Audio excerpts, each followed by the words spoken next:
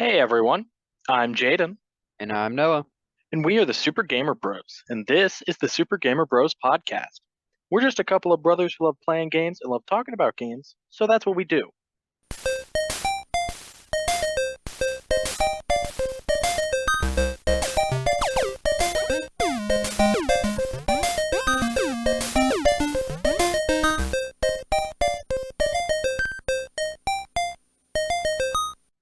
Today, Noah, this is an interesting one for me. I'm actually very interested in discussing our opinions, sharing what they are of Horizon Forbidden West. Woo. So, it was the much anticipated sequel to the very beloved Horizon Zero Dawn. Came out in 2022, right? Like just last year? I think so. Yeah, which is, funny because I didn't play Horizon Zero Dawn for the first time until either last year or the year before. It was like months before. Honestly, it might have even been like just a month before Forbidden West came out. I was really late to the party on that one. Yeah, I alternatively played Horizon Zero Dawn pretty much right after it released. I thought it was a great new IP, something that we don't see a lot of these days, and I was terrified that it was going to not be received well or not sell well, simply for the fact that it was something new and, fans, gamers, I would say, typically don't flock to something new, especially in such a closed state as being a single console exclusive. So I was very happy to see the game succeed and actually love it and enjoy it myself. Yeah, I mean, Zero Dawn was great. It did have the unfortunate fate of it came out, I think, a week after or a week before Legend of Zelda Breath of the Wild. And then, quite ironically as well, Forbidden West was released a week before Elden Ring. And the second Elden Ring came out, nobody was talking about Forbidden West anymore. It very much, due to that poor timing, kind of fell under the wayside. Absolutely. It was extremely depressing considering Horizon Forbidden West was nominated for many awards at the Game Awards 2022, yet didn't win a single one. It did not. It constantly lost to either Elden Ring or God of War Ragnarok. But yeah, I don't know. But that Trying being to think. said, it was still a large release and something Yeah, that was highly anticipated, and and a sequel, very very wanted well to see. received. Yeah, Right, very right. well received. So yeah, I mean, I was very hesitant to play Forbidden West actually. Again, despite the fact that it came out like less than a month after I had beaten Zero Dawn for the first time, and I was really into it. Into like I really love Zero Dawn. I was very hesitant about playing it because I like Zero Dawn so much, and I thought I just don't think Forbidden West can keep up, can live up to the expectations I have. So I And did wait boy, a while before playing it. I think you Boy, were what? wrong, right? No, actually, I don't think I was wrong. I think you were wrong. Plot-wise, Uh, at least. we'll talk about it. We'll talk about it. Starting right now, with the setting. So, Horizon Forbidden West takes place on Earth over 1,000 years in the future.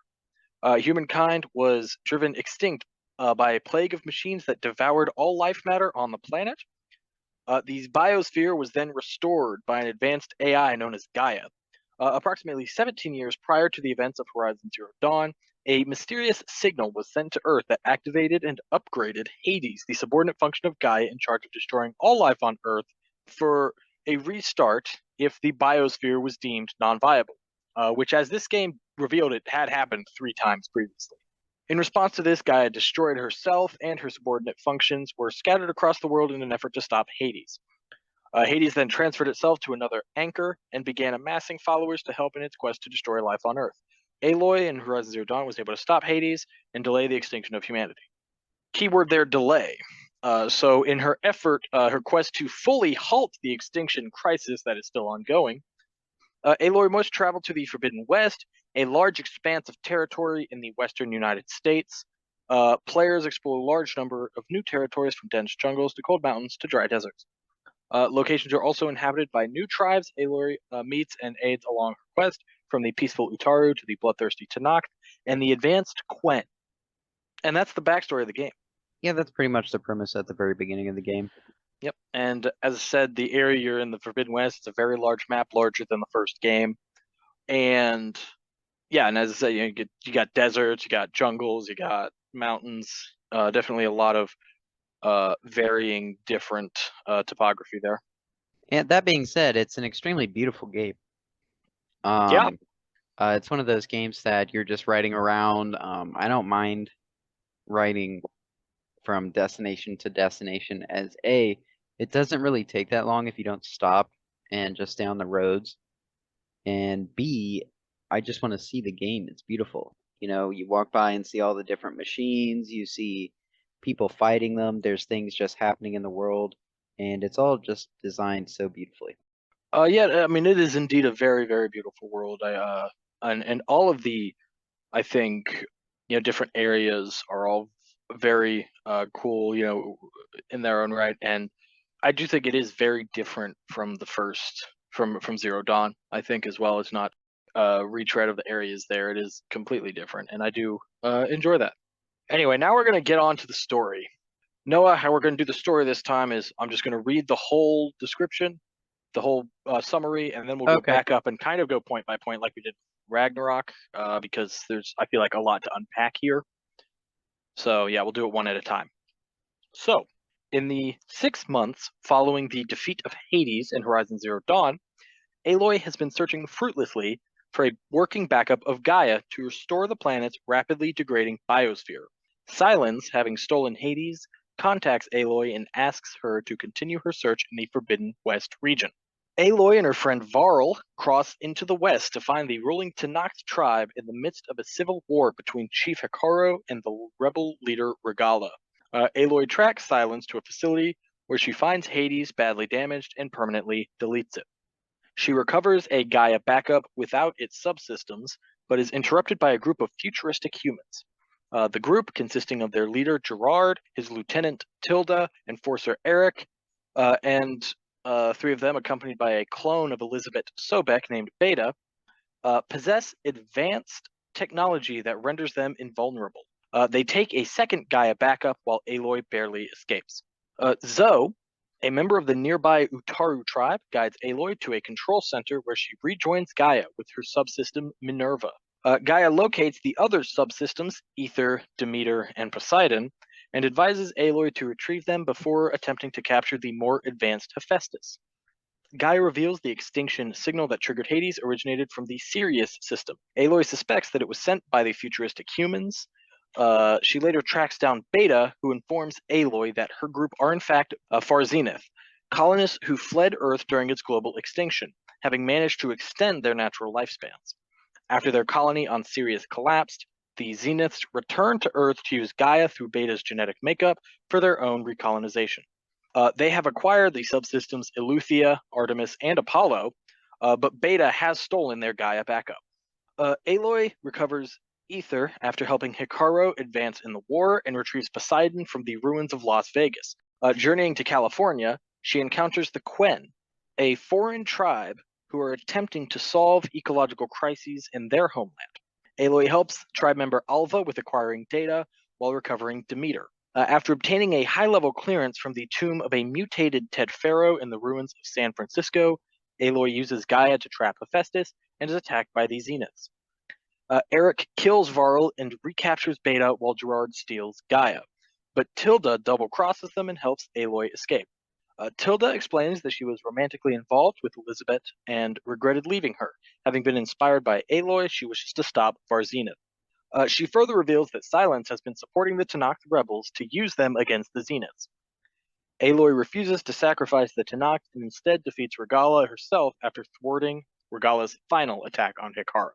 Aloy and her companions assault Far Zenith's base, while Beta releases Hephaestus into the Zenith's network and ties down Far Zenith's army. Silence disables the Zenith's personal defenses, allowing Aloy and Zoe to kill Eric, while Tilda kills Gerard. Aloy and Beta learn that the Far Zenith colony was in fact destroyed by Nemesis, a failed mind uploading experiment they created. The Zeniths fled from Nemesis and hoped to steal Gaia to colonize a new planet.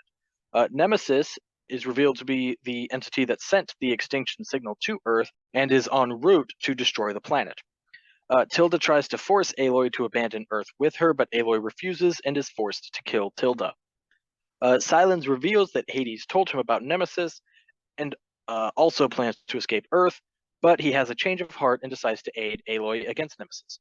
Aloy's companions disperse to spread the warning of Nemesis, while Aloy and Beta reactivate Gaia. All right, let's go back here. I'll be honest, that's when they lost me. I'm not a fan of that choice at all. I actually loved it. I hated it. So the very beginning of the game, Aloy is found by Varl, and they are at Far Zenith's original base where they launched their ship from, and they're looking for the copy because they tried to steal one, and it ends up being like they were unsuccessful in stealing it. So I guess I thought the Far Zenith thing was just like, oh, it's these people that they tried to leave Earth, just an alternate solution that these people came up with, but the ship exploded, so whatever. And then later in the game, when you're at the Hades Proving Lab, which is where you find the Gaia Seed, you find a message, like a conversation from Elizabeth talking to Tilda with Far Zenith and stuff. And I thought, man, that's the second time these Far Zenith people have come up. I imagine they're going to pop up. And then they did, and I was really disappointed with that. I really did not like that at all. Why? I don't know. I like the whole tribal aspect of the game and That's still the there. I mean, yeah, but and like the machines and stuff, and I felt like these advanced people with their shield and all this stuff from space. I thought, oh man, that's just. Now I just like I felt like the story originally was very contained, and now I'm like you're just man, I just did not like it. Yeah, now it's like total sci-fi, but Yeah. I'm still here for it. I thought Um. it was a great addition to the story. I thought that creating another clone of Elizabeth Sobek, both like highlighted the Um. fact that Aloy is not as important as we think she is, and that she is more her Um. own person than we thought Yeah. she was. Yeah. I do. I was Beta grew on me. I do. Eventually, I do like this. I think Beta is the best part of that whole thing. Oh, so then I would talk about they activate Gaia with Minerva, and Aloy brings all of her friends, and they all get focuses and are learning stuff. I like that. Yeah, that's really Um, cool, right? I really liked that. I was very annoyed when Aloy kept having that "I have to do it alone" mentality. I hate I that know, I don't in like that anything. either. I Just hate allow us a that. Yeah, companion. yeah. Just Like she get doesn't for have to do it all by herself. There's literally no reason for that. yeah. Yeah. So I was really happy with that. I was also kind of annoyed. I guess love, hate, whatever. I was annoyed initially when you could only get 4 of the sub functions and not all of them back. But by the end of the game, they do pretty much have all of them because from the Far Zeniths, they get Eleuthia, Artemis, and Apollo, and then Yep. you get Aether, Demeter, and Poseidon. So I do like that you do actually end up getting all the subordinate functions back, and I like that because I thought for a second that you wouldn't. Oh, so yeah, I was annoyed about the Far Zeniths, and then you find out that the Far Zeniths are literally the exact same people who left Earth. That's when they lost me a second time. I thought that was even more annoying than I thought that was cool. I thought it was It annoying when it was makes their more descendants, sense. No, it makes and then more sense than Descendants. And now they're gone anyway. I guess yes. Like they got them Um in and out. That yes. was a great way to do it, I thought. To Yes. create Nemesis, which is what they Yes. want, Well, like an hold on, alien hold on. AI thing. Oh, I did want to talk about the relationship with Tilda. I thought it was kind of shoehorned in to create a solution with the Far Zeniths, but I like that that went away because it Um allowed for Silence to come back in. I hold on. And I like Silence as a good guy. Oh, I did want to say in terms of the tribes, I did not find the tribes overall as interesting as the tribes in the first game. Um, No, not at all. Not at all. Not Like Hokaro. Hikaru is cool. Is Hokaro your friend? Or that's the chief? I'm thinking about Kotaro. The your Katalo Katalo, is the thank you. I friend. could not all their names are like kind of similar, Yes. and I No. started losing track of whose name was who. Yeah. Like another thing I kind of didn't like was the tribes I felt like weren't as good. Oh, I did like, especially with Poseidon going to Las Vegas and like reactivating Las Vegas. I thought that was really cool. Going to San Francisco, where the Quen are, I thought that was really cool. kind of doing all that stuff. I did like the old world locations that they brought in this game because Absolutely. in the first game, I don't think there are any that are like specifically named like that. You know, like if I can remember correctly, I don't think there Right, are like any any that are like, cities. yeah. So I did like that. Oh, you had mentioned the tilde thing. I agree that it was shoehorned. It felt like that a bit, but I also think that did make me more open to the idea of the Farzinas having it actually be like, she actually had a thing with Elizabeth, and because of that, she wanted to help Aloy and stuff. I actually like that. I feel like it did Yeah, make. but she was predictably evil in the end. I mean, yes, but I feel like it made the fact that it was the original people that left 1,000 years ago much more understandable to me than if it was Descendants. Like you said, you preferred that to Descendants. When Yeah. that revelation was made, I was like, okay, they're the people. You know what? I get it. I'm okay with it. I guess two things that really pissed me off about the story. One, that you don't get to see what Ted Farrow looks like. I was kind of annoyed about that when you went to his. Like, I thought going into his vault was very cool and Yeah. interesting and No, ominous. yeah, it was cool that he Um, was still alive, but yeah, you but didn't I get to wish you see could it. have Yeah, there seen what was he no looked like. payoff. Yeah. Two, I hated that Varl died. I'll be honest, that really pissed me off. That was traumatic. He was like my favorite character of Yeah, Aloy's group, and I'm yes, really exactly. really upset that he died. And then if you could scroll back up for a second, I have one more thing to say about the story. Oh, I guess two more things that actually kind of annoyed me. One, the Nemesis reveal. That's when they lost me for the last time, and there was not enough time to get me back. I hated that. Yeah, I no, feel it was like just dropped so you're talking suddenly at about the like, end. yeah, you're talking about like shoehorned. That to me feels like somebody came in when they were finished with the story and said, "No, We need a third uh, game.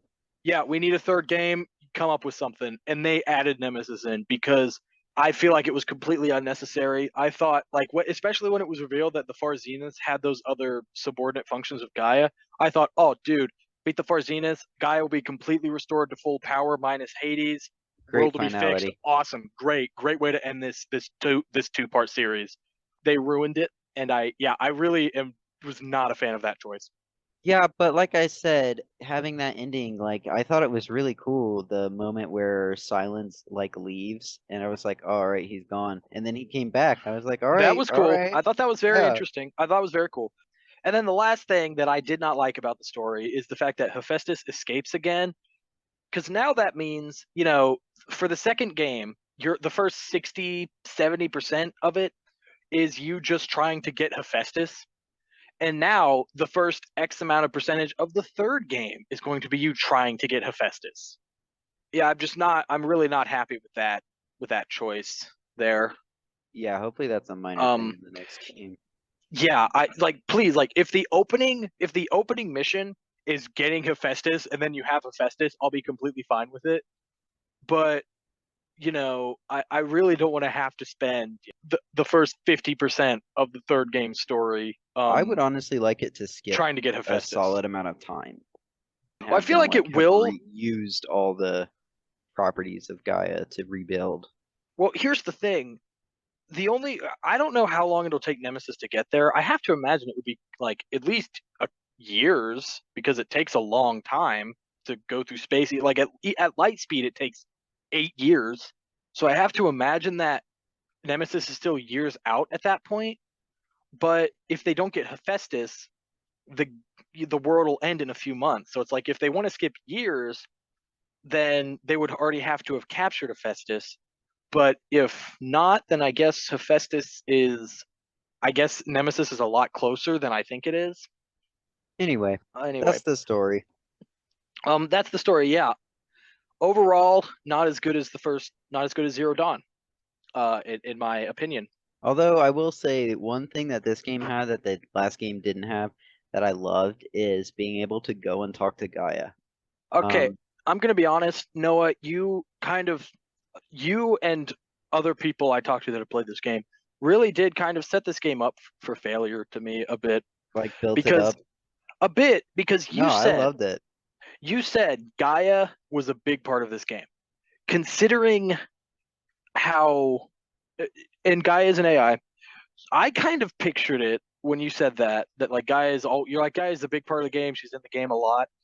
I kind of pictured it like it was gonna be a Master Chief Cortana kind of thing, like always That's there, on always you. talking to you. Well, And you she is know, kind of like that. not really. She talks to you like in some instances, but I thought the two would converse a lot more than they did when you said she is No, a that huge was part of on the you. game. When the people who said that, they were thinking relative to the first game in which she was barely a character. I mean, I see. I would argue that she's not a huge part of this game. I would say, yeah, she's in it, but like, because No, she's a hypothetically, major character.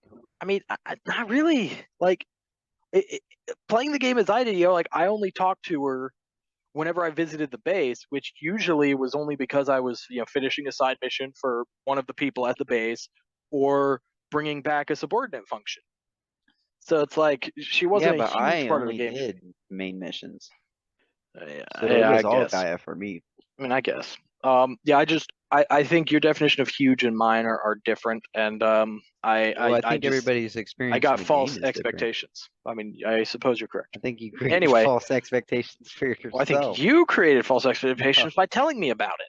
no, this is your problem, blaming Like others for your mistakes. if you hadn't said anything about the game, I would have had no expectations. Uh-huh. Um. Anyway, but I mean, even without your expectations, I do wish she was a bit more, yeah, a bit more in it, I guess. Because even say she's a big part of the main story. Other than the main story, she is not a big part of it at all. If you're just going around exploring, doing the Again, I extra didn't stuff, do anything outside the main story. yeah, I did, and she is basically non-existent in most of that. I wish she was there a bit more. Again, just commenting or whatever. Anyway, that's the story. I didn't think it was as good. Noah gave me false hopes, and I yeah, that's it. I thought the story was a fine sequel, and I am perfectly happy to see a third game come out of it. There's still time to, you know, have the great ending we all want Aloy to get. What is that? The world saved and she can just chill. See, okay, All right, so let's get into the okay, gameplay. and that's the story. I have Yes, we to said that already. did not. No, we didn't. We definitely said that multiple times I guarantee we did not. because we always Anyway, add more. now Noah, why don't you get us started with the gameplay? Yes, that's what I said. So, if you played Horizon Zero Dawn, you are very familiar with Horizon Forbidden West's gameplay. It is a third-person action-adventure game where combat entails fighting both dangerous machines roaming the Earth as well as dangerous humans. The game primarily focuses on ranged combat with the main use of a bow. However, there is close-range combat with a spear. There are also alternate range weapons, but we'll get into those. There is Yeah, so a I just the bow is very simple. Hold L2 to kind of aim, R2, hold R2 and release to fire. Typical bow stuff. You can so anyway, if you're aiming down the bow and you hit the right stick, you will slow down time. That happens a lot in these archery based games I've played have a yep, lot of that. concentration. Mhm. I will say I don't know what it was about Forbidden West. Um, this is by far the most I've ever used concentration in any game I've ever played. I Forbidden feel West. like it lets you Um, be very frivolous with it. yeah, I don't know. Like in Zero Dawn, I practically never used it. And any game I've ever played that has like that slowdown feature, I've never used it. I've never really been a fan of it. So I don't know why. Just in Forbidden West, it really just clicked for me. I used it all the time, and even like I hated not using it. I don't know Oh why. yeah, yeah, I fighting in played through, regular speed is yeah, horrible. like I played through all of Zero Dawn with pretty much never using it and had no issues. But in this game, trying to shoot at a machine without focus, I don't know. I just sucked. Like I needed focus to be able to actually do some damage with my bow. Absolutely. Speaking of bow, let's talk about the weapons. As I said, there is a wide variety of weapons in this game. They definitely increased the amount of weapons, and they also increased the amount of weapons by making different weapon types count as individual weapons. Well, So kind of like that's in artificially boosting it. well that's in Zero Dawn. Yeah. Yeah. Okay. I made it seem like you were saying that was a new thing. Anyway, Uh, Noah, what are the oh, the weapons? weapons. So anyway, like Jaden said, you start out with the hunter bow, the normal regular bow, and then there's also the sharpshooter bow for long range, the warrior bow, which shoots rapidly, the trip caster to, catch machines, the spike launcher, a new addition in this game, which is actually my favorite weapon in the game. The spike I launcher, I never used it. you really? That's Yeah, funny. I never used it. No, the explosive spike launcher is devastating to any machine. So yeah, what it is it's like a javelin that Aloy throws, and then some of them have different effects like explosives and fire, poison, whatnot. Um, there's the Shredder Gauntlet. How would you describe the Shredder Gauntlet? So the Schroeder Gauntlet, basically it's like you have this launcher that holds, this spinning blade of death. You throw it at an enemy, it hits the enemy for a bit, kind of like just spins against them, then it comes back to you. You can catch it and throw it again, and catch it and throw it again, up to 3 times to increase the damage. Up to 3 times to increase the damage. I only ever use this in hunting challenges where you're required to use it. Let's just continue with the weapons before I want to give my kind of opinions on the weapons overall together. All right.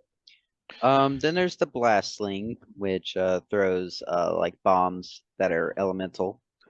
Yep. The Bolt Blaster. What is the Bolt Blaster? Is that It's the basically like a kind of sort of machine gun. like a Gatling gun kind of? Yeah, like Or yeah, is that you what would those hold are the fire called? button to build it up and release, and you would shoot a bunch of bolts at enemies. Right. And then finally the classic rope caster. Um, that's the one where you basically set a trip wire. No, that's the tripcaster. What? Did you skip the tripcaster? No, I mixed them up. I No, the explained the rope caster. tripcaster as the tripcaster and the ropecaster as, or in the tripcaster as the rope. Yeah, the rope caster, it grabs a robot and you like plant it in the ground and you hit them with enough, it drags drags them down and stuff. Specifically useful against flying machines is at least in Zero Dawn is where I used it the most. I actually did not use it like at all in this game. No, I didn't use it either. I did still use the Um, tripcaster though. I didn't use the tripcaster in either game. Really? Yes. So, Noah, can you say that next point below all the weapons? Oh, the weapon wheel only has 6 slots. Yeah, that annoys me. So here's my thing. Uh, I feel like if you have a game with a weapon wheel, there should be a slot for every single type of weapon. So there are 9 different types of weapons. There should be 9 slots because, like, yes, at any point in time you can pause the game and equip a weapon and replace one in the slot. But especially if I'm in the middle of combat, I don't want to do that. I think the weapon wheel should have had 9 slots because in the first game it was perfect. There were 6 weapons and 6 slots because the Shredder Gauntlet, Spike Launcher, and The Bolt Blaster. no, that did exist. Oh, it had to be the Warrior Bow. No, that existed. There were 3 bows. I don't know if it was called the Warrior, but I don't know. Maybe it was just because I didn't use the Tripcaster in the first game. I maybe just didn't have it, but I feel like you could have every weapon at once. Yeah, no, Interesting. I'll I have feel to like think that's about a that. fair complaint. Yeah, yeah, I don't like that. The only I guess exception is if you have a quote unquote special weapon category. A lot of games do that, which like the special weapon is like, oh, there's a bow or a rifle or a shotgun, something like that, kind of a special weapon category. Yeah, That can be Resident Evil different has stuff like weapons. that. Yeah, those can be different weapons, but I think, yeah, that's that. Yeah, no, that's an absolutely fair complaint. Yeah. Overall, the warrior bow, if you're looking at the bows, I feel like was very different than Zero Dawn. In Zero Dawn, I feel like the warrior bow and hunter bow were almost identical. So I do like that they changed it to make it more different in Forbidden West, but I didn't use it because I didn't like just how it worked. I just didn't like it. Yeah, they have a bow like that in Assassin's Creed, and I just don't like those. They do very little damage, and the opponent has to be close. I don't think range is necessarily an issue, but just I feel like the hunter bow is still just better to use, even though it does load slower, because I feel like it's also a negligible amount of time slower. Oh, so this a new addition to Forbidden West. Weapon abilities. These are unlocked in your skill trees. We'll talk about skill trees later. There are special attacks for I think like every different weapon has at least one or two that take weapon stamina, which is unlocked by just using weapons. Yeah, so they're kind of like special fires. Like with the bow, you can notch up to 3 arrows. Like with the sharpshooter or hunter bow, I think they both have that same thing. Also, they have with the blastling, there's one where you can make a bomb that actually bounces once before exploding. A bunch of different stuff like that. I thought these were cool. Absolutely. I do want to just go back a second talking about the weapons. Hmm. One, the bolt blaster, I love it. It was, I mean, next to just I guess the bow, because I obviously I I use did the use bow the the bolt most. blaster a lot. Yeah, the bolt blaster I think is the best weapon against machines probably, in terms of just dealing a lot of damage. And the sharpshooter bow gets what are called the blast, the tear blaster bolts, which are used to destroy armor on. Much of the name, they do a bunch of tear damage, which rips off armor plates and or pieces off machines. I feel like those were nerfed in this game in Forbidden West. I did not like that. You cannot Yeah, I carry as agree. much. You cannot carry as much, and they cost a lot more to create, which sucks because I mean they're very useful. I use those a lot. There's also a hunting mechanic, obviously. I wouldn't say Um, it's necessarily a mechanic. It's just a part of the game. yeah, well, the way this is described, there's a hunting mechanic where you hunt the animals. Yeah, but this isn't that. It's just Yeah, like no, I see just that. read the description. It makes sense. Anyway, so a large majority of combat takes place in the form of hunting machines. Stealth plays a large role as you attempt to do as much damage as possible before these huge machines see you and attack. Yes, absolutely. Stealth, for the most part, was crucial, but I played the game on the easiest difficulty, so I played it as I was not as stealthy. But it's stealth. I thought stealth was easier. I actually think it was harder. One big reason is there's actually a skill in Horizon Zero Dawn you have where you can whistle to attract enemies, both human and machine, to you. That skill is not in Forbidden West. Was not a fan of that. Are you Also, sure? I'm pretty sure you could whistle. no, you cannot. You can throw rocks, but that attracts enemies to the rocks, not directly to your position. So yeah, whistling is just useful because if you're hiding in tall grass, you can kill a machine or a person in that tall grass, and makes you less likely to be seen. Yeah, you do have your stealth attacks on machines. You also have the death from above attacks, which we'll get into traversal. We'll get into this actually in traversal a bit later, but this game made those. I feel like a good thing that the game did was made those death from above attacks actually a lot easier to use. Therefore, I use them a lot more, and I did like that. Also, in terms of fighting human opponents, I felt like Aloy had more variation to her stealth attack kill animations, and I thought they were pretty good. I really like those animations. Absolutely. It's a great way to incentivize you to be stealthy when you just get a cool animation out of it. Something else I used a lot in this game, actually a lot more than I did in the first game, were the traps. Traps are explosive tools used to damage machines when they are near the traps. I suppose it could also work for humans as well. Yes, it Traps, does. yeah, there you go. Traps for elemental damage, are also available. The game introduces inverted traps for airborne enemies. Those I did not use, but I did Yep. use regular traps because I felt like they were a lot easier to use considering they were just one tap of the button and I could just place them and move and place another one. So Yeah, it I would seems do like that in they combat. it does seem like they kind of went all in on making traps a bigger part of this game than in Zero Dawn. Aloy can set off her own traps. That obviously is Hugely realistic. annoying. Hugely annoying. Never use traps. Even I will say normally I don't do this because I did actually forget to look this up and verify. But when I say the game introduces inverted traps for airborne enemies, I have absolutely no idea if that's what they're for. I never used one once. It's just they're called inverted, so that's what I assume they were for. That's funny. Because Are I those the think ones with hunting. balloons? Yes, like they Okay. float up. I assume you were kind of meant to use them for airborne because you can trace the paths of flying enemies, so you can put it in the path of one. So I Yeah. just thought, oh, that must be what these are for, and I never used one, I never verified that. Speaking of traps that deal elemental damage. There are 6 types of elemental damage in Horizon Forbidden West. There is frost, fire, acid, and shock. Those are all returning from Horizon Zero Dawn. And what I believe these are new, Noah, 2 new elemental damages: plasma and purge water. Those are I new, believe so right? as I, well. I don't I don't remember I them do being believe in so. Zero Dawn. Yeah, plasma is great. If it basically works like Bifrost in God of War Ragnarok, where it just takes off a huge chunk of health when you hit enemies with it. I like that. I'll admit purge water I never used. And then I did find myself actually using the elemental arrows more in this game than I did in Zero Dawn. I feel like they kind of changed the machines around a bit to where using elemental arrows and weapons is More helpful. more helpful. Yes.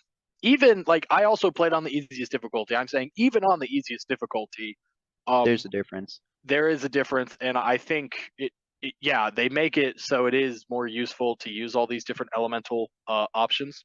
However, one thing I did not like about the game, which kind of goes into elemental damage, in Horizon Zero Dawn, there are and Forbidden West, there are 3 levels of weapons. I guess technically 4, but there's like common, rare, and super rare, ultra rare, something like that, which are green, blue, and purple colored respectively, which we will talk about that a bit later. But in Zero Dawn, each level had different types of ammo. Basically, like the green could only use for like the hunter bow could only use regular arrows. The blue you could do regular and fire, and then the purple could do regular fire acid, something like that. And the sharpshooter bow had its 3 different types, but each level basically just indicated a new type of ammo it could use. And again, with the weapon wheel, you could have every single type of ammo, again, with every type of weapon at your disposal on that weapon wheel. In Zero Dawn, you cannot, because there are additional, not elemental types of ammo that, like, just kind of like with the spike, and you have just like the explosive ones and stuff like that. It is impossible to have. I mean, unless you have repeat weapons, it is impossible to have every elemental damage, every type of damage on Right, the available. weapon wheel at once. Yes, without repeat weapons. And also, different to Zero Dawn, a change I did not like is 2 different hunter bows would have 2 different types of ammo. And I did not like that. In Zero Dawn, every hunter bow had the same kind of ammo. It was basically just upgrading the weapon and adding coils to it that made it different. I did not like the fact that yeah, that I did not like that they changed that. That you could have like in my like kind of my final weapon wheel I had 2 different hunter bows because one of them didn't even have normal arrows. It just had like fire, ice, and frost, or the fire, frost, and like lightning arrows. And the second hunter bow had just normal and poison or acid. And I'm like, I don't like that. I think it's annoying that I have to have 2 different hunter bows to get all those types of damage. I did not like that change. I did not use the elemental aspect so much. I, like the first game, stuck with fire and acid hunter bow, and then later had a plasma bolt blaster, and that was pretty much my game, accompanied with the explosive spike. Yeah, I just didn't like that. Yeah, I just did not like that addition. I think the weapon system got so much more complex, and I feel like it was unnecessary and annoying. Yep. Uh, aside from that, there is the improvement in the melee combat. Horizon Forbidden West greatly expands on the basic combat system of Zero Dawn, including many new combo options when fighting human opponents and the resonator mechanic. I thought this was a needed improvement. It was, to me, slight.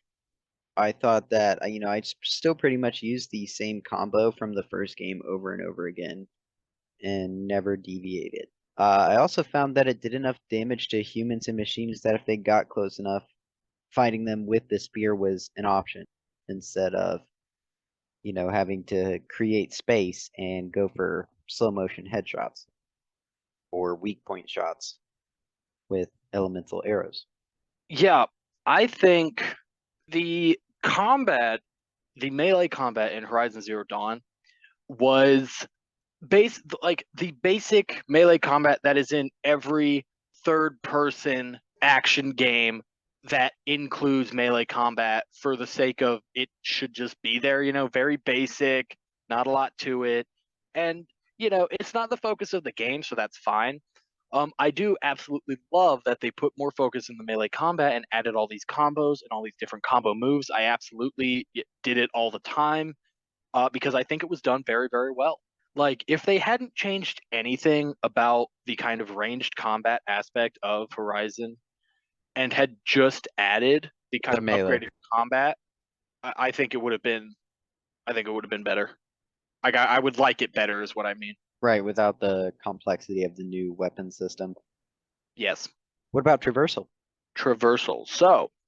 So Horizon Forbidden West is an open world game where you can run, glide, and climb your way through the environment. Normal traversal is, standard. You're just running and jumping, climbing. But climbing has been vastly improved since the first game, with a large increase in climbable surfaces, as well as an ability to highlight handholds in the environment.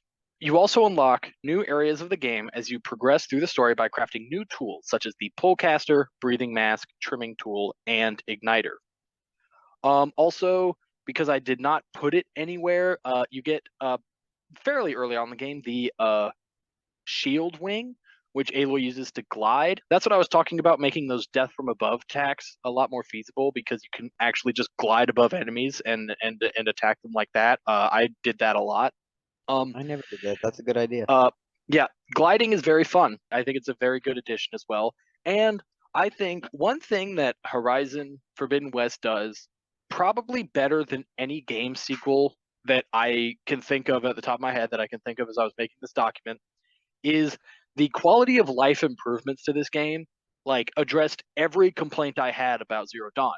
For example, one of my biggest complaints about Zero Dawn is climbing. You see people a lot of times make fun of very obvious climbable surfaces in games that are kind of out of place. They kind of break the immersion a bit because it's like, oh, look, all these rocks are mysteriously painted yellow because that's the color they use to signify climbable surfaces, that kind of thing.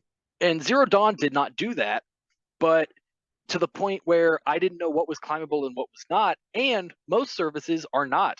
There are several times when I was playing through Zero Dawn where I had to climb like a mountain or something, and I would literally just be running around this mountain, just mashing the X button, jumping until Aloy would grab onto something because I didn't know what was climbable, and it all looks the same. We've all been there. Yeah, Forbidden West fixed that. Perfect. It is perfect. It is, I think, a perfect traversal system now. On Um, top of that, it also fixed the aspects where you would have like different ranges of jumps, and Aloy would not automatically go to where you were trying to, and you would end up falling a lot. I felt like in yeah, the first game, you fell to your death way too often. Yeah, I agree with you. Yeah, I mean the fact that one, I think there is just an increased number of handholds. You can probably just jump against any wall, and she will grab something, even if you don't like see it. Two, they are naturally just more visible with again, but without breaking the immersion of it. It's not like they're all highlighted in a certain color. I just think they just made them naturally more protruding in the environment, more noticeable. And if you tap R3 with the focus, it highlights them with orange, like in the focus. So it's the 100%. One of my biggest complaints about Horizon Zero Dawn was instantly fixed in this game, and I loved that. I think absolutely huge props to Gorilla for fixing that. Also, I think take here talk about the new tools. I like them. I do like how very early in the game you craft the pullcast. You craft this new tool, and I'm like, dude, been playing the game for 30 minutes, and here's a new thing already. I like that, and I overall feel like the pullcaster could have been implemented a bit better, but I still like the concept of it. The trimming tool and igniter are basically the same. They just allow you to go through previously blocked walls. Yeah. And then the breathing mask.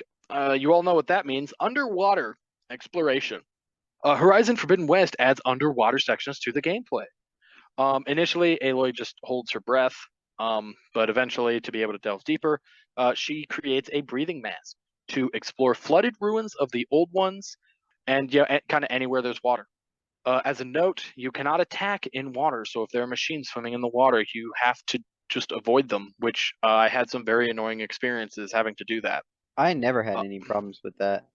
I um, actually really love the underwater sections.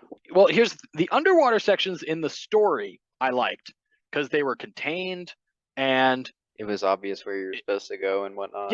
yes, but I mean, there I did not do a lot of the free roam open world underwater sections. I avoided them unless I had to for, getting the trophies and stuff because I did platinum this one. Yeah, yeah, it's just better.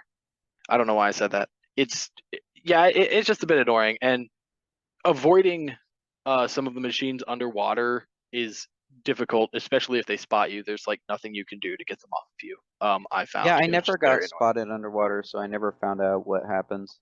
Again, like I didn't in story. In story, again, they make it very well, Right, okay. very very well done in story. It's just in the open world I encountered those issues.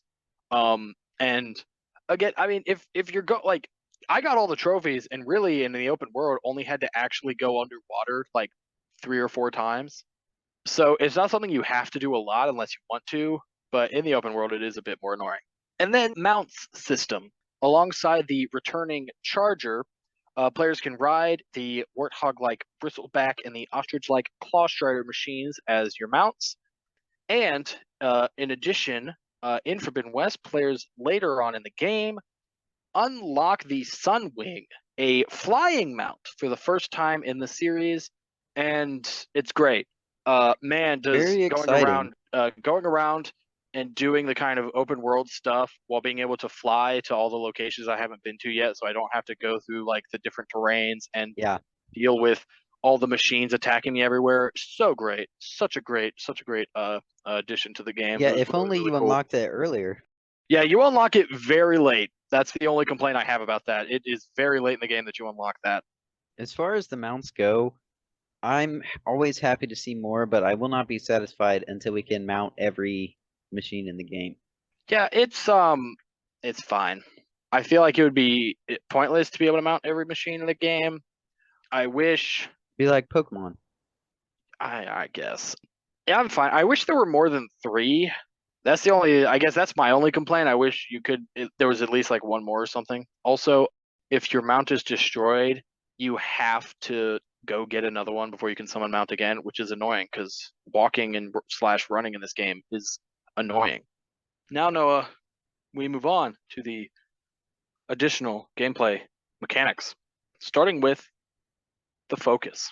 The focus allows you to scan machines for weak points, highlight climbing holds, and scanned points of interest, such as as well as old world technology, which fills you in on the lives and last days of the old ones. It's cool. It's kind of like detective vision. I like it. It is cool. It still has the same effects as the first game. This is something I liked and I'm glad that they brought back. I felt like there weren't as many of them, but maybe that's because I wasn't going for completion or anything, and I wasn't really looking for them, but they would, whenever I would see one, I would just get it. Um, I just like collecting them. They're very easy to scan, and I think in this one she would make a comment about it. Just a really cool way to get the history of the world across. Yes. Noah, why don't you talk about machines? Machines are the animal-like robots that roam the world and tend to it. These machines were initially created by Gaia to maintain the biosphere, but after the derangement, Hephaestus took over and now creates increasingly dangerous machines to stop humanity from destroying its creations. Notable new machines in this game include the Tremor Tusk, Slaughter Spine, Burrower, Leap Lasher, Bristleback, Fanghorn, Wide Maw, Sunwing, Shell Snapper, and the Spectre. Do you want to talk about any of those machines? Yeah, I Or will talk about the Trimmer Tusk is really cool. I like just the fact that they added new machines based off of different animals to and create interesting reactions between them. One of my favorite is the Wide Maw. I love when it spots you if you're outside the water, it will just spring out of the water. Yeah, very hippo, right? Yeah, that's true. I thought alligator. But no, the like snap maw is the alligator. I think the wide maw is clearly a hippo. Oh, What are you right. talking about? I mean, they're very Um, similar. I honestly, gotta be honest here, I did not like a lot of the new machines. Like, you have some like the Burrower. The Burrower is just the Watcher, but it goes underground. It's that same kind of. There's always a Burrower with every Right, group of it's not really a machines. new one. It's yeah. I do like. I think like the Bristleback, the Fanghorn, the Wide Maw, the Sunwing, obviously, but like the Slaughter Spine, the Tremor Tusk, and the I would say the Shell Snapper to a lesser extent. Those are all like I mean, they're basically like alternate versions of machines from the first game, just of like kind of the larger machines, like the Behemoth is, I mean, sorry, the Tremor Tusk is meant to be like the new Thunderjaw, and the Slaughter Spines, like this that, and the Shell Snapper and Slaughter Spine are Mauler. The Shell Snapper and Slaughter Spine, which is the Shell Snapper is a turtle. I do like that they have a turtle-like machine, but fighting it is very annoying. The Slaughter Spine is kind of dinosaur-esque. I don't know what it is actually supposed to be taken from specifically, but the Slaughter Spine and Tremor Tusk to me are just meant to be kind of like new versions of the Thunderjaw. And I don't think they were particularly fun to fight. And yeah, I just did not like them. Like probably the best new machine in the game to me was the Spectre, which the Spectre comes from the Far Zeniths, so it's not even something Guy made, and it kind of like its weakness is like where it's gold plated, which I think is very visually interesting, and it like actually changed because it's basically kind of like nanobotish, where like it changes, like its appearance will change depending on what attack it's doing. I really liked those. I thought they were cool. Machine varieties are also much more expanded, with several machines having different elemental versions and alphas. Okay, you're not going to comment on my comments? No, I mean, I thought you said, Okay. I mean, I agree with what you said. Yeah, I do like the increase in machine varieties. Like for example, in Zero Dawn, you had the oh man, what's that called? Yeah, the ones with like the super huge backs, like with the giant tanks for backs. Oh, Bellowbacks. The Bellowbacks. There were two different Bellowbacks, I think Frost and Fire, and they each kind of took up their own spot in the Original game. catalog of machines. Yeah. Yeah, they took up their own things, their own like categories. They were considered like two separate machines. But in Forbidden West, the Bellowback is a machine, and then there are different variations. Almost like kind of different. Again, it kind of working more like normal animals, where it's like, oh, these Like are all the same subcategories. group. Yeah, yeah, yeah. I liked that addition. Also, the alphas, which I'm pretty sure was introduced in kind of talk about so the alphas and or the I didn't put them as new machines here, but the Frostfang and Firefang, Noah, you remember those? The bear-like machines, they were new, Yes. but they weren't because you don't know this. Uh, the Frostfang and Firefang were actually introduced in the Frozen Wilds DLC story Oh, of Horizon Zero Dawn. Um, they referenced that DLC story a lot, and I'm pretty sure the alphas, which are basically stronger variants of the same machines, well, the alphas basically replace the corrupted machines from the first game. But they did have a version similar to that I think was what they were called alphas in the Frozen Wilds DLC as well, but I don't remember exactly. But yeah, I mean, Gaia at one point makes a reference, like Gaia and Aloy actually have a conversation referencing an AI that is present in Frozen Wilds DLC. I can't remember what that AI was called. And then Hephaestus is actually the main villain of that DLC, and Aloy remembers that, and Hephaestus remembers her, and like it like recognizes her from that incident. I thought it was really cool because typically when you have DLC expansion stories to games like this, and there is a sequel made after, one of two things occurs. The DLC is never mentioned at all, like it never happened, or it is like maybe mentioned as a side thing, but does not affect the overall main story of the game. Might be referenced a bit here and there, but in Forbidden West, it's actually the Frozen Wilds is actually important. important and referenced very heavily. And I actually, as someone who played it, really liked that. Like, it's referenced enough that I like it, but it's not so important that you, who did not play that DLC, I No, imagine I felt didn't like you even were notice. missing. Yeah, you didn't feel like you were missing out on anything. But as someone who did, I thought it was very cool, all those references, and that it actually did seem to matter what you did there. That Um, is really cool. yeah. Anyway, so now we're going to move on to overrides. So, carrying over from Zero Dawn, players have the ability to override machines to help them in battle and for use as mounts in the cases of the 4 mounts. This is a complaint I have with Zero Dawn, with Forbidden West. Sorry, overrides from the previous game do not carry over, and then also overrides are unlocked at cauldrons. That is something that carries over. There are a lot of returning machines from Zero Dawn. I would say I think all but 2 machines that were in Zero Dawn return at some point in terms of the machines that roam the wild. The Watcher doesn't come back, but the Red Eye Watcher does, which is like a variant of the Watcher. I feel like that's kind of weird that you only brought back the one. That is weird. Like the regular Watcher, and I think like one of the kind of the Strider, which was like a horse-like machine. The first one you learn to mount in Zero Dawn does not come back. Other than that, I'm pretty sure every kind of Gaia-made machine does return in some form, I believe. You won't encounter a lot of them in the story, but if you're going through the free roam, kind of doing collectibles, I mean, if you want to complete the game, you do have to encounter them because you have to scan all the machines. I think it's kind of dumb that the overrides don't carry over from the first game. That's always a complaint I will have with the sequel, is if, because obviously, for the most part, abilities do not carry over to sequels, but typically games at least kind of explain that.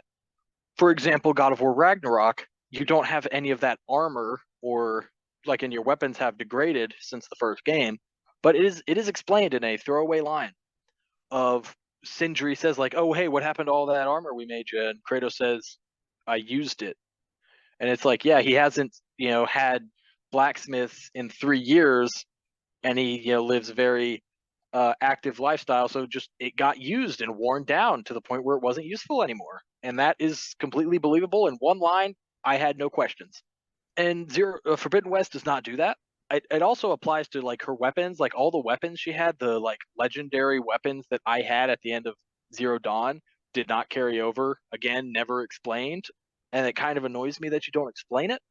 Yeah, like if just let me have my weapons or whatever, or my same overrides. Like, why do the overrides not work anymore? I feel like it is a very easy thing to explain away, but they didn't.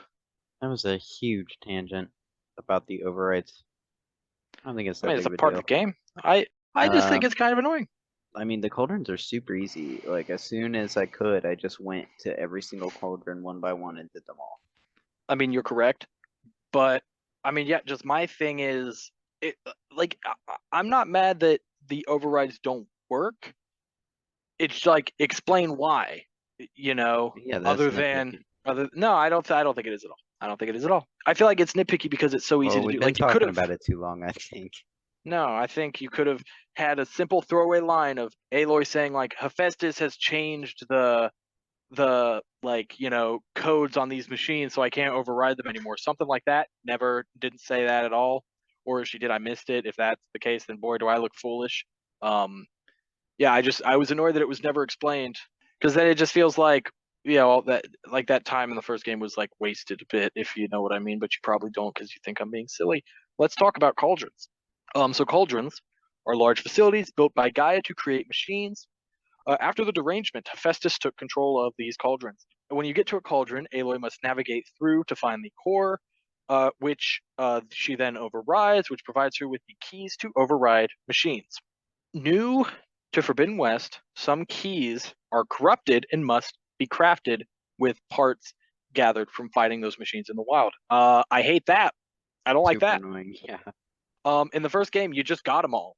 I don't know why they felt the need to include this. Oh, like, hey, the really cool machines that you want to override because they're really cool. Nah, you got to work for those. Yeah, that's just dumb. I hated that aspect of it. Again, it's just like an unnecessary addition. I did not like. Now I want to talk about tallnecks.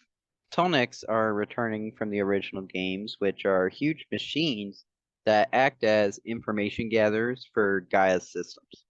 They are used to unlock the map when climbed and overridden by Aloy. The map coverage of each one is a huge improvement from Zero Dawn. There's only a few tonics you have to get, and they're, I would say, a lot easier in this game. Well, I want to say in regards to both cauldrons and tall necks, they are. I think there is one more variety from cauldron to cauldron, tall neck to tall neck. It's not just the same thing for all of them, which is kind of what it is in Zero Dawn, the tall necks especially. Yeah. Um, and two, uh, none of them are the same as Zero Dawn. They're all different from that, and I really like and appreciate the variety they did. For example, in this game, there's a tall neck that you have to like connect anchors to knock it down because it's damaged and you have to fix it. There's one that is completely submerged in water almost, and again, it's missing parts. You have to get those parts and fix it. That does happen in it either happens in Zero Dawn or it happens in the DLC. Either Um, way, I really enjoyed it. yeah.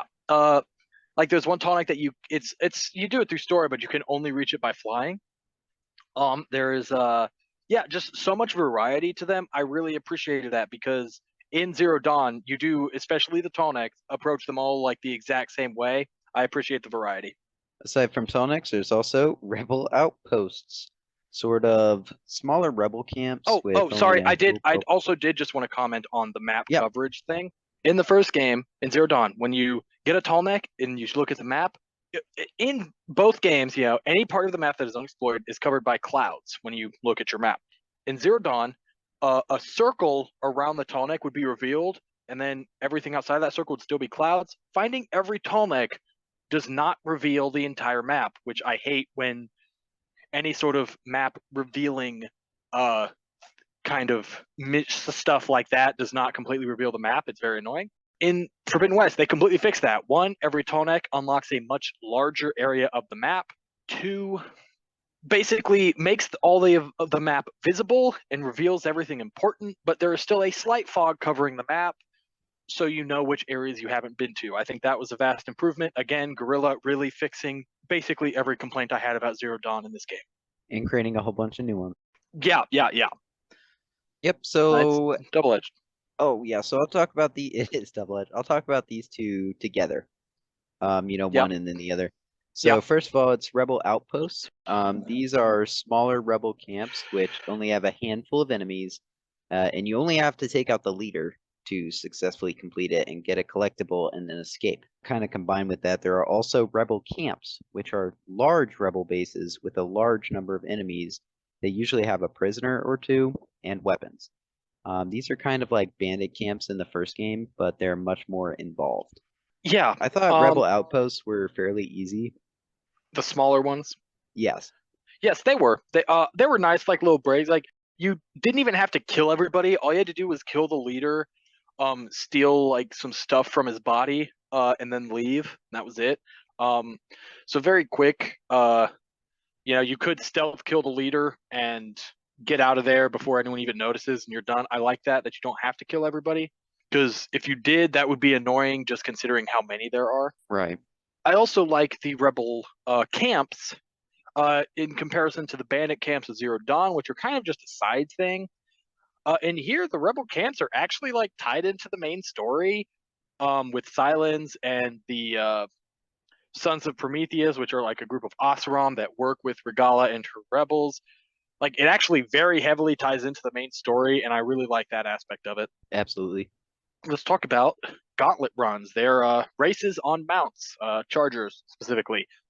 They're Mario Kart style, meaning you can get weapons to attack people, and you can get like speed boosts, and you have to attack people with a bow, and people attack you with a bow. And they're one lap. It's just one big long lap. Noah, what did you think of gauntlets? I did one and I thought it was fun, but I only did one. See, I did two, and I thought they were fun, but I only did two. Yeah, I Yeah, I mean, thought there's they. really not much to say about it right there. Yeah, I feel like Simple, fun just a but fun side unnecessary. game. Yeah. Anyway, let's move on to favors and side missions.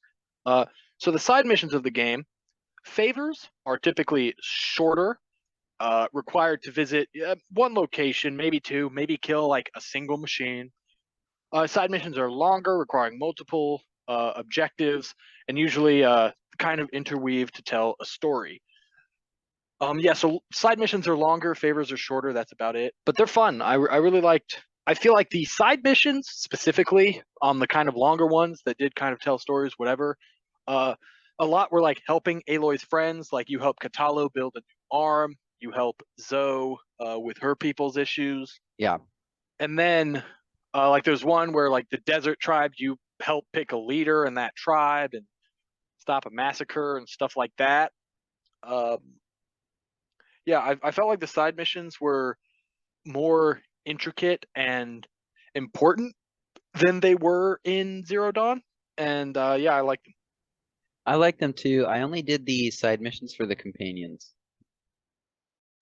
I pretty much did too. I did other favors for XP and skill points for trophies and stuff, but for the most part, you don't have to do them, and I did not do a lot of them.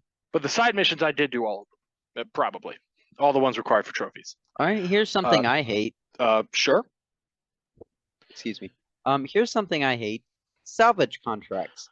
A new type of side mission that involves hunting a specific type of machine for salvagers to make armor. Um, I like the idea on paper, but in any type of game like this where they ask you to find a certain material, it always turns into a grind finding this one specific material. And I don't like when a game devolves into that. I did not have that issue with these actually, although I don't know. I don't know how many total salvage contracts there are. There's a trophy to complete one set, so I completed the first set that the first guy gives you, and then I never did it again because I didn't have to. And I felt it was kind of yeah, I just didn't want to take the time. Yeah, I don't know. That's it. I have nothing else to say really. Yeah, hunting grounds. So returning from Zero Dawn, there are 3 challenges with various completion requirements. From stealthing and opening chests, say, is one, to destroying machines with different methods. There are 3 rankings based on how fast the challenges are completed. If you remember in Zero Dawn, there was like the half sun, the full sun, and the blazing sun. In this one, it's half stripes, quarter stripes, and full stripes. I guess I like the hunting challenges because they do require you to kind of do different things that you wouldn't normally do. For example, the only time I ever used the Shredder Gauntlet was a hunting challenge that required you to do so. Yeah, I mean, I did all of them. I think they're fine. I think they're fun. I didn't like them. I thought they were too difficult in the first game, and I tried one in this one, and I thought it was too difficult already. So I do think they are much harder than Zero Dawn. I do think that. That's what I thought. Anyway, arena challenges. This also new to Forbidden West. These challenges involve fighting a group of machines and killing them all in the arena of the Tanakh. There are 5 or 6 different levels of challenges because I don't remember that increase in difficulty. They award ribbons that can be used to purchase high-level gear. I think it's ribbons. These are a fun thing if you want to do them, I guess. I did one set again for trophies, but I just found that I mean they were fine. It's just ironically fighting machines is not one of my favorite aspects, not my favorite aspect of the game, so I did not do them a lot. Again, other than the ones I had to. It's funny how that comes out, isn't it? Okay, now Noah, we move on to the things I don't like about Forbidden West. I did actually kind of separate these on purpose. Ooh. They bite me. So first, crafting and gear upgrades. New to Forbidden West, there is a workbench where you craft outfit upgrades, weapon upgrades, pouch upgrades, potions, and traps. Gear upgrades vary depending on the level of the gear. So like like the higher level gear has more upgrades to it. Different gear has different bonuses, upgrading different resistances, different abilities, whatever. There are 4 levels of gear: common, rare, ultra rare, and legendary. The better the gear, the more shit needed to upgrade. Pouch upgrades specifically, you just hunt animals for, which in the focus, this is another kind of low quality of life improvement. Animals are highlighted in red. In Zero Dawn, they were highlighted in blue, the same color as machines, and this one they're red, different color. I did like that. Okay, Noah, it's ranting time. Oh Lord, okay, I'll sit back. The workbench did not exist in Zero Dawn. You could just craft literally wherever you were. I don't like that it limits where you can craft. 2, I believe gear and weapon upgrades are new to this game. Are they? I don't think so. I Let me look it up. You go on your rant. But I'll edit this doubt out if I'm right, but I'm going to assume that they are. I had the same issue with God of War Ragnarok that I do with Forbidden West here. And when we played and talked about God of War Ragnarok, I couldn't really think about what my issue was. But playing Zero Dawn and how egregious this issue is, I was finally able to put it to words. You should either, in a game like this, have equipment upgrades or different equipment. It should not be both. And what I mean by that is, say, either have Aloy wear the same set of armor and use the same bow the entire game, but you can upgrade said bow instead of armor, or have different sets of armor and different bows, but none of them are upgradable. And like I said, God of War Ragnarok did the same thing. And I hate it because to me, I feel like it disincentivizes upgrading lower level gear when you have it, because why would I waste the resources upgrading this green low level bow when I should just save those resources and potentially upgrade my, purple bow when I get it in the future. And 2, yeah, I hate that. I hate that, absolutely.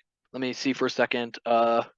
2, the better the gear, the more shit needed to upgrade it. I think it was doing a side mission, got a legendary bow, an orange bow. It was awesome. It has like 6 upgrades. These upgrades, like the lowest level upgrade, required parts from like 6 different machines. And I didn't have them all. And it's like I'm not spending the time going to hunt all these machines. Like, this is the first level upgrade. It should use, like, one thing that I think God of War does better in its upgrades is each armor set in God of War, for the most part, especially the higher level armor, uses completely different resources to upgrade. So there's no like, oh, should I upgrade this armor set or this armor set, because they use different things to upgrade them. Like in God of War Ragnarok, the dragon armor uses dragon scales, and the berserker armor uses like this other type of stone that you get defeating berserkers. So those 2 sets of armor upgrade using completely different things, and typically only the one thing. Like the dragon scale armor, you just need dragons, like dragon teeth, dragon bones, whatever. Whereas in Forbidden West, to upgrade that bow, I needed parts from like 6 different machines, but those parts could also upgrade other bows. And it's like having to choose between which. Again, that just is very annoying. And I feel like no matter how high level the gear is, the lower level upgrades should not require, again, 6 different machine parts to upgrade that bow once. I think that is super egregious and incredibly annoying. Rant Okay. over. Rant over. Nice. No, I completely agree with those points. It's a huge problem, and I never paid any attention to any of the weapon stuff because it was too deep. You are, see, that's, I mean, 1,000,000%. That's what I did. Like, I felt like the weapon system in Zero Dawn was perfect. You could not do it any better for what that game was. And legitimately, like, I think Forbidden West just ruined it. I hated it. I hated it so much. Um, it was one of the reasons I was happy I was playing on the easiest difficulty, because I didn't have to worry about it. Because everything dies so easily that I don't have to care. But say, put that in perspective, I played through Zero Dawn on New Game Plus on the hardest difficulty, and I loved it. Honestly, that was the highlight of the game to me, because I already had all the best stuff. But the amount of grinding and time it would take to get the best stuff in Forbidden West and to get it upgraded is not worth it to me. That I can't imagine someone playing this game where they actually have to worry about it and go do it. Absolutely. Like, that to me is the worst part of the game, I would say. Second worst part of the game, the skill trees. There are 6 skill trees: warrior, trapper, hunter, survivor, infiltrator, and machine master. Each focuses on a kind of a different aspect of Aloy, from warrior being physical, hunting, trapper being traps, uh, hunter being kind of your standard bow skills, infiltrator your stealth, survivor, kind of health and hunting stuff, and machine master your what's that word, Noah? Overriding. Overriding and stuff. Yeah, thank you. Also, the skill trees where you unlock the weapon abilities and valor surges, which valor surges are Aloy's limit breaks. You gain valor needed by fighting, and once you have enough valor to activate, it provides a bunch of different benefits from increasing melee damage, increasing range damage, to boosting Aloy's kind of other abilities. Too much. It's way too much. I mean, 6 skill trees, and each one has no less than like 25 upgrades. I think the smallest might be 23. It's too much. I agree it is too much, but I will counter with the fact that you get skill points ridiculously quickly in this game, and I always had like 5 or more skill points logged that I had to pick by the end of my play session. You are correct. I do think, again, I did not complete every side mission in the game, but through leveling and side missions, 1,000,000%, you can, I'm sure, upgrade everything with skill points to spare. But I still think there's just way too much. I mean, it is just so much stuff that I feel like it's just a bit unnecessary. Like Zero Dawn had 3 different skill trees, neither of them as big as the ones in Forbidden West. And I thought that was fine.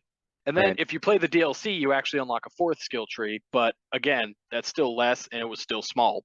Yeah, it's just too much. I agree. Because I mean, by the time I was maybe halfway through the story, I had every skill I wanted, and so the rest was just, "Nah, I guess I'll get this one, or I'm just like, I think like at that point, I literally just went skill tree by skill tree, unlocking every skill. Um, Yeah, that's luckily what I for did. yeah, luckily if you're going for trophies, you only have to max out 1 skill tree for a trophy, so that's nice.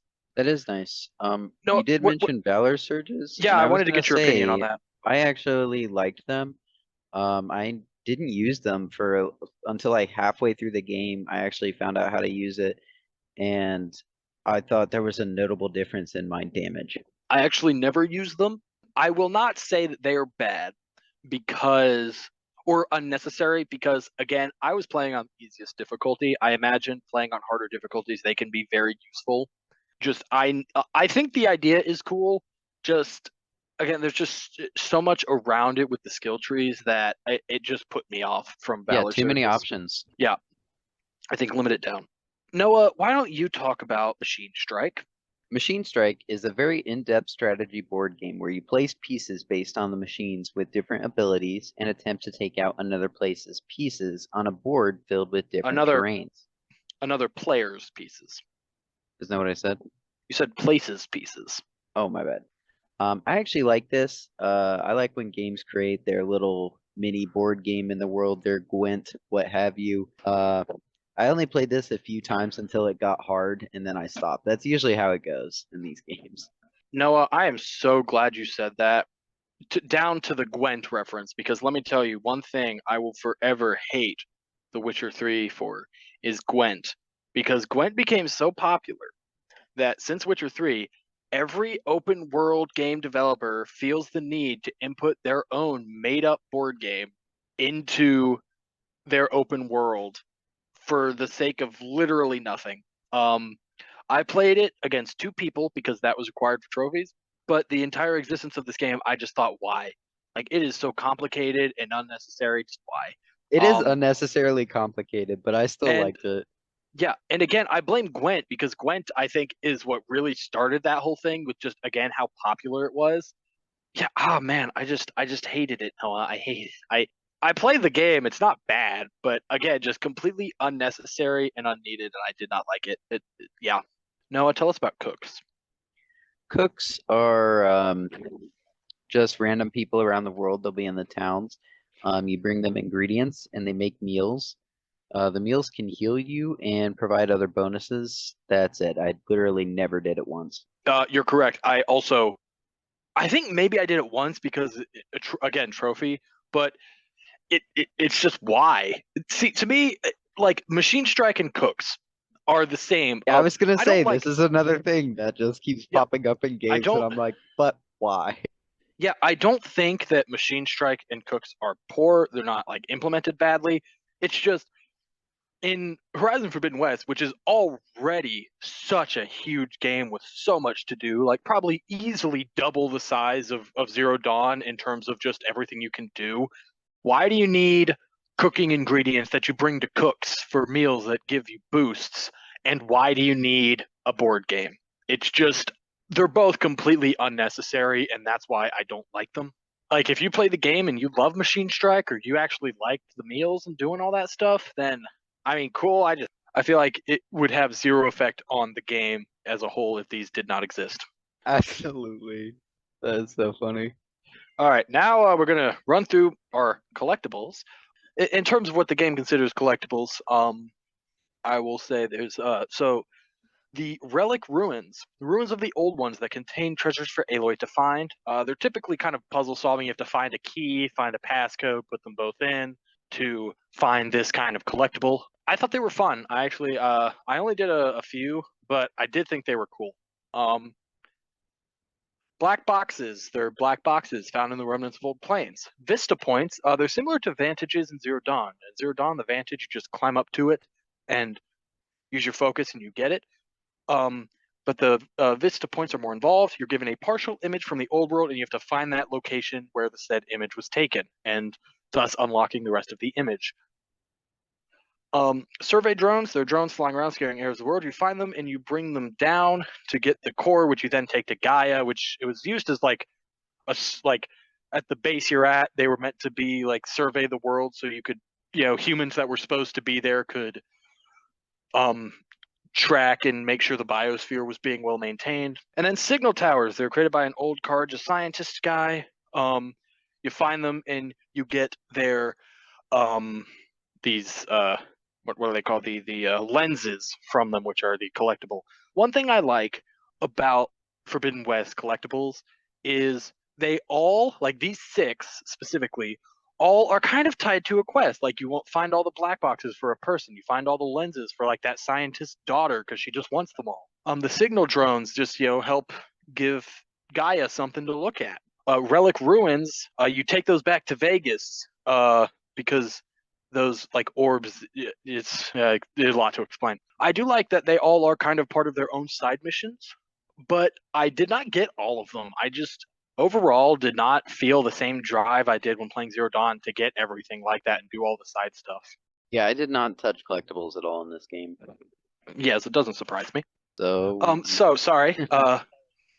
Notable trophies, none. It's kind of the same thing with the first game where pretty much all the trophies are just got 3 of this collectible, tore off 100 machine components, overrode 10 different machines. Very simple, not much to it.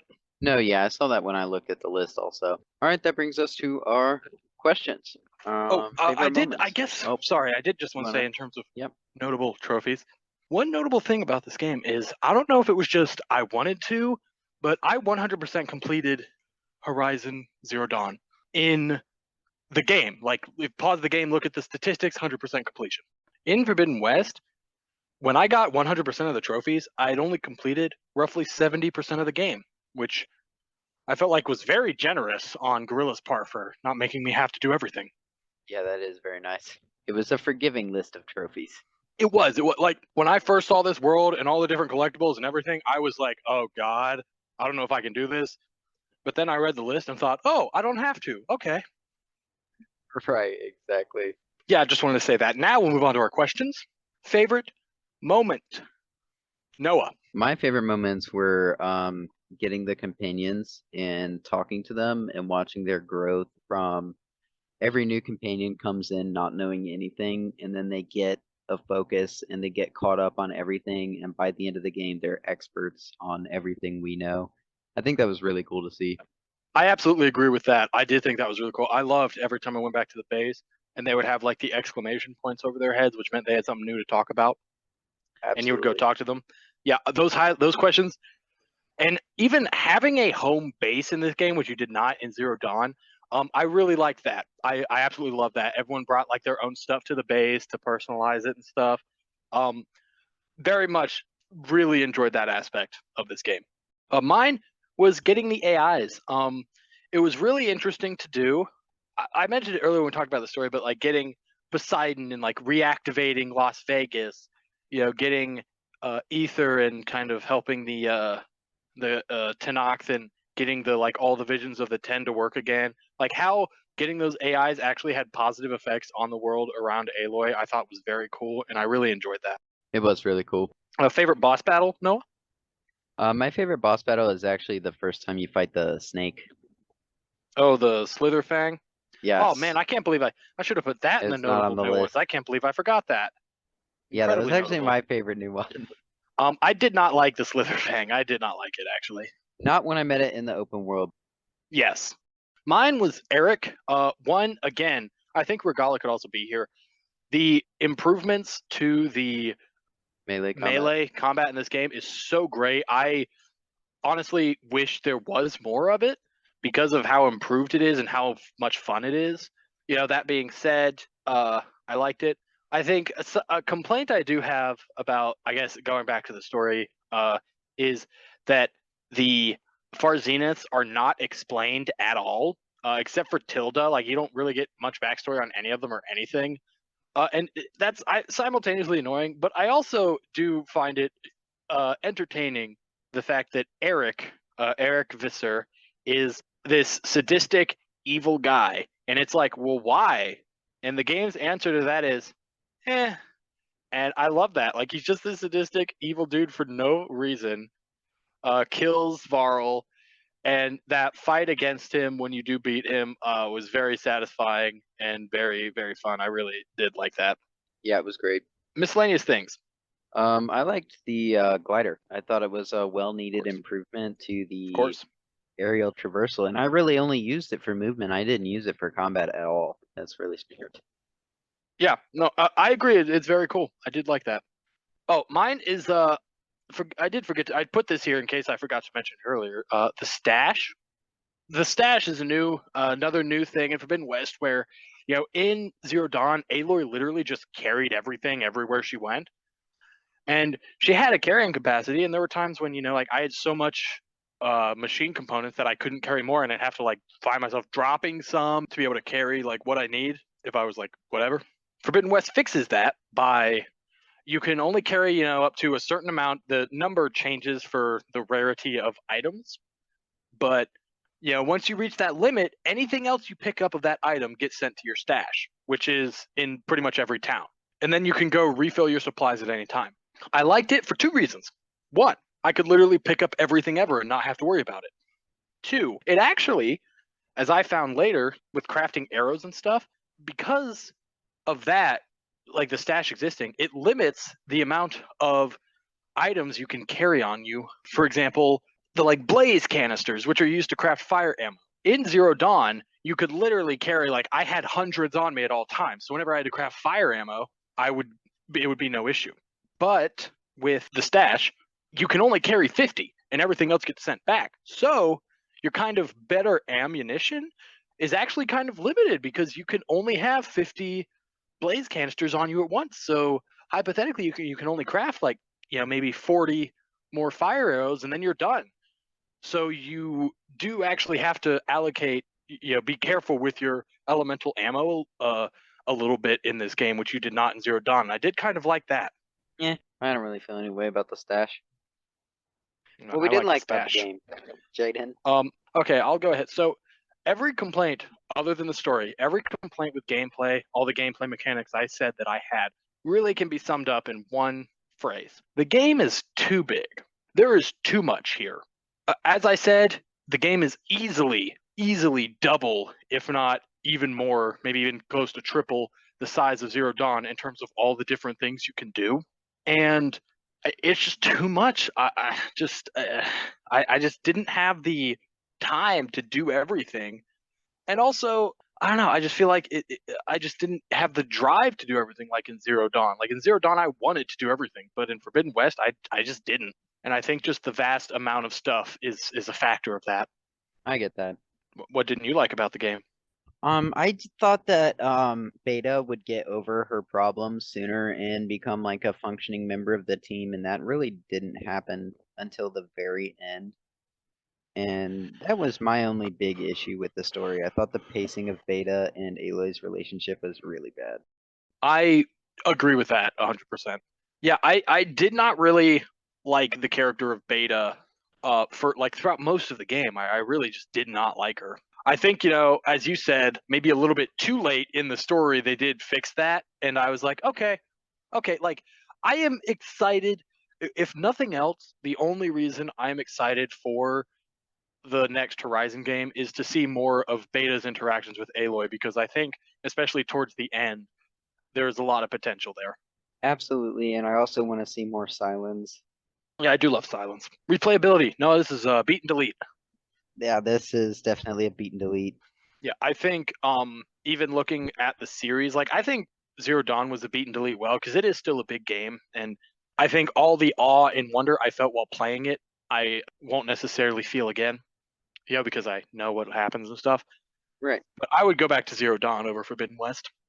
I'll give you that. In finality, though, I still think Forbidden West stands as a great video game that came out last year. I think it deserved its nominations, and it had a lot of content. It just suffered from, like you said, too much. And that basically sums up my thoughts of Forbidden West. I think it's too big, and it's not as good as Zero Dawn. Like it's still good. I still enjoyed it, but just not as much. I do think Zero Dawn is the superior game. All right, so that's Horizon Forbidden West. That's Horizon Forbidden West. And now we move on to the indie bit, the bit where we talk about indie games. Yay! Today, we are talking about Cult of the Lamb. So, Jaden, Cult of the Lamb is an indie game where you play as a lamb who is, I believe, sacrificed at the beginning of the game, if not murdered for some other reason. No, it's They it's die. it's sacrificed. Okay, yeah, I was like, no matter what it is, they die. And then they are met by the devil and basically granted powers and immortal life as they're resurrected every time they die. And they are instructed to build a cult of followers and basically take down these four. I don't know if are they deities? Bishops is what they're called. Bishops, okay. These four bishops in these four different lands and basically set the devil free. And the gameplay is split in half between a cult sim manager, basically, where you build your cult area, you're managing your members and giving sermons every day. There's cult rituals. And that aspect also affects the other aspect of the game, which is the roguelike, where you are going room to room, kind of like your Hades or what have you, Pokemon where Mystery Dungeon. yeah, whatever, they're all very similar. And you go through waves of enemies until you get to the bosses. You have to go through each one 4 times. You can also get resources and more cult members doing this. Each cult member can be customized. You can customize your area. There's a lot of side activities to do, including fishing and a dice-based mini game. Jaden, did you like this game? No, I did. I really did. I actually got the Okay, good. platinum in it on Friday. I unlocked the last trophy, got the platinum. I guess talk about this game in two ways. One, the roguelike, insanely fun. Very well done, very fun. All the different weapons and curses, which your range attacks you get, all very cool. I like them. Obviously I had my favorites. I don't think much to be said about that. It's a roguelike. It's a very well done roguelike, very fun. The other half, the cult micromanaging thing. I'm not really a fan of those types of games. It's just a lot of hassle. I think for being one of those games, because I have played a few, Cult of the Lamb does it very well. All of those games have the switch where at the beginning they're very hard because you never have enough resources to build all the stuff you want to build. You have to like you have to do a lot in Cult of the Lamb. You have to build shelters. The shelters sometimes fall down, so you got to unlock better shelters and build those, or repair the broken shelters. You have to build, say, an outhouse for them to relieve themselves, or you have to clean it up when they just relieve themselves wherever they're standing. You have to cook food for them. You have to grow the food. You have to, you have all these different buildings that do different things you have to build. At the beginning, it's hard and annoying because you have to get all the resources, which like eventually it's just hard to get them, and you have to do crusades, which is the roguelike part, to get resources because there's not enough trees and whatever to cut down for the resources you need. Then you have to turn those resources into other resources to build better stuff. Yeah, at the beginning it's very tough. And then you said you do the rituals, which I think are the rituals are very cool. They're very fun. Didn't mention the art style of the game is very cutesy, 2D animated. All these they're like animals and stuff, but you're running a cult, so obviously it's dark subject I matter, did but forget to very mention that. I will also very mention that the cutesy art. soundtrack is phenomenal. The soundtrack is great. And you do your sermons to get upgrades for your crusades. You have to you get devotion, which is its own currency used to upgrade and unlock new buildings and upgrade the cult. But all of these games have the switch where you can build a building that allows the cultists to farm themselves, so you don't have to do that. That allow them to generate wood and stone, which are your big two resources. And then eventually you get enough resources and everything and the cultists are basically able to completely live for themselves because you build latrines so you don't have to clean. You build a janitor station so they can clean up after themselves. To the point where the only thing you really have to do to keep the cult going is do rituals and sermons to build up faith, because if faith goes too low, then people will dissent and cause others to dissent and rise up against you. You have to then just collect the farmed stuff and make meals to feed them because they can't go too hungry. And then that's it, because you also have to keep the place clean, but once you get the janitor supplies and the latrines, they can pretty much keep it clean themselves.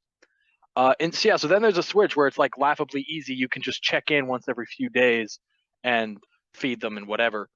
But yeah, in terms of that micromanaging thing, Cult of the Lamb does accomplish, it is two genres of game in one, and it accomplishes both to a very, very high level, very high standard. So all the props to, I believe, Massive Monster, the developers. Well done. Noah, did you have anything else to say about Cult of the Lamb? Nope. All right, so are you ready for what the announcement of the next indie bit? I'm ready. Are you ready for it? Well, Yes. let me tell you, it is. Do you have a guess? No. All right. It is a game called Popo and Yo. Actually, I did have a guess, and that was it. Yeah, Popo and Yo. It is a game I played many years ago on the PS3. It's a short Is it one. on the PS5? Well, it's you can stream it. That's what I remember. I texted you asking you if you would do that. Right. Yep. Yeah. Yeah. I hope you can play it. I played it a few years ago. Actually, 100. I completed it. Got all the trophies in it. I did play it again recently, which is why I had the thought to do it. All I will tell you about it is when we did the Game Awards 2018, not 2018. What am I talking about? It's 2023. When we did the Game Awards 2022 episode, we had talked about the games for change or whatever that category was, games with a deeper meaning. And you had talked about how you always wanted to play games with a deeper meaning. Well, this is one of those games. Right. I'm interested to see what you think about it. And obviously I'll talk about what I think about it. Mine. Yeah, so Popo and Yo will be our next indie bit. So yeah, don't forget, new episodes every other Monday. Rate and subscribe. Tell us if you like our show, or tell us if you don't, and tell us why. Tell your friends and enemies about the podcast. And you can follow our Instagram, the Super Gamer Bros, for updates on everything we do. And subscribe to our YouTube channel, Super Gamer Bros, where we upload gameplay videos every Friday. Our last two episodes being part 12 of our Lego Star Wars Skywalker Saga Let's Play, where we finish episode 6, Return of the Jedi. I can't. I literally am the one who uploads it all, and I can't keep track of it, so I can't imagine how you do. And part 12 of our Mortal Kombat X Let's Play, where we finally finish Mortal Kombat X. Whoop, whoop. Woo. Yeah, so check those out. Also, something new we are doing now, we are uploading shorts, a bunch of shorts on our YouTube channel. We upload at least 2 shorts a day. It varies. Yeah, typically we have a short that is a short gameplay clip taken from one of our gameplay videos, and we have one news short a day, just a short 60-second news clip, 60-second gaming clip. If you have 2 minutes to spare, go watch those. And yeah, watch those. Anyway, yeah, that's all I have to say. So thanks for listening, and we'll see you guys next game. Bye.